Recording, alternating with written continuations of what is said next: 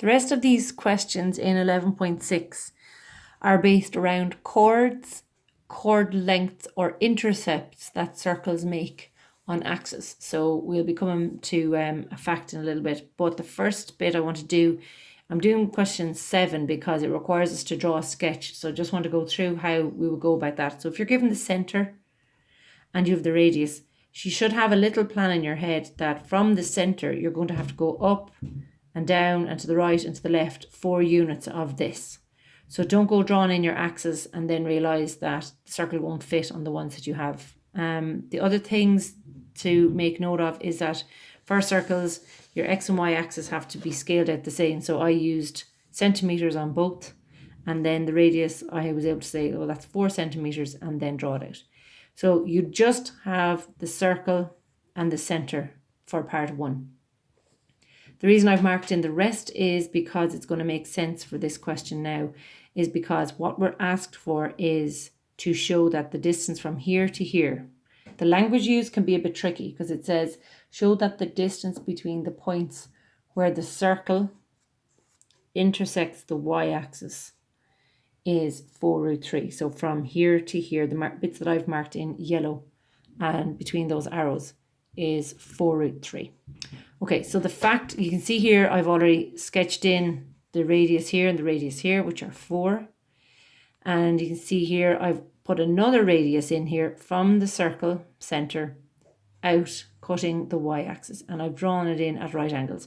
So the reason I did that, did that is because we know that if the radius meets a chord at a right angle, so there's a radius touching a chord, that's touching a chord, but if the radius meets a chord at a right angle, then it bisects the chord, meaning it cuts it into 2 even pieces. So from here to here is going to be the same length as from here down to here.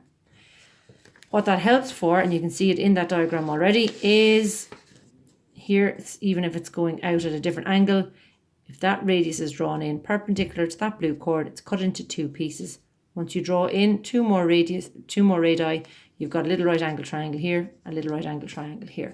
So you end up with 2 right angle triangles, which means you should be thinking of Pythagoras, and indeed that's what we're going to do. So the first part of that question was to sketch to draw the circle. The second part was to show that from here to here is a certain length. Okay, so I've just redrawn that diagram here without the circle because it's not necessary anymore. The main bit is that we have the right angle triangles. So we have the radius 4. From here to here we know is 2 because that's the center and it is 2 units away from the y-axis. And then if we find this length, all we have to do is double it to get the whole distance from A to, and I should have marked that as something different, like B. So we use Pythagoras, making sure that your hypotenuse, which is the longest side, goes in here. And you have, that's 2, and that we don't know that. So 16 for an x squared, bring the 4 over and finish it out. And you get that this length that's marked x is worth 2√3. And then AB, I've just labelled it AB, it doesn't really matter, is double that, 2 times 2√3, which is 4√3. Then it adds on another little bit, and it's talking about the x-axis this time. And I find any of these questions difficult to do without a diagram. So I drew a diagram like that. The center is 2, 3. The circle obviously would go around here.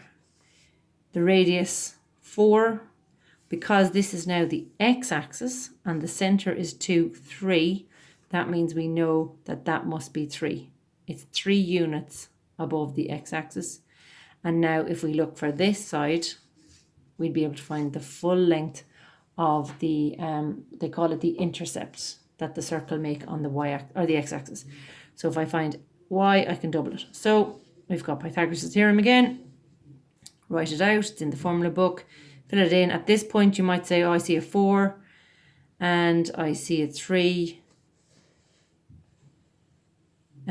It's the Pythagorean triplet, but 4 is the longest side, so it is not. So 4 squared is 16. You'll bring your 3 squared over eventually and subtract it. You get the root of 7, and that means from here all the way out here is double that. So it's 2 times root 7, which is 2 root 7. Sketching these for these questions are important, but essentially what you have to do is try and get the right angle triangle out of the diagram and find out what bits that you have and what bits that you need to find. And good luck with them.